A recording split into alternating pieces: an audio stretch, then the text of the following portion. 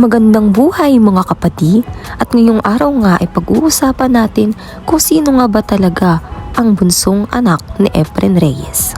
At bago nga natin ito simulan, kilalanin muna natin kung sino nga ba si Efren Reyes. Si Efren Reyes o mas kilalang Efren Bata Reyes ay laking Tugigaraw. Pumunta siya ng Maynila upang makipagsapalaran kagaya ng ibang mga tao. At habang siya ay naghahanap ng trabaho dito sa Maynila, siya ay napaupo sa isang karinderya at kumain. Dahil nga meron dong billiards, naglaro na rin siya at dun nakita ang kanyang talento. Ngunit mabalik nga tayo sa tanong, sino nga ba ang anak na bunso ni Efren Bata Reyes? Alam niyo ba na ang bunsong anak ni Efren Bata Reyes ay isang lalaki? Hindi nga ito kilala ng karamihan sapagkat itong bata na ito ay anak sa labas.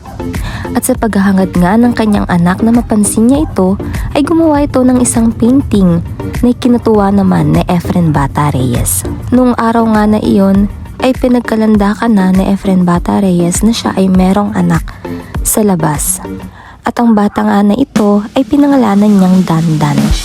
Siya ay si Dandan Batang Bata Reyes. If you like this video, please like, share, and click the notification below for more updates.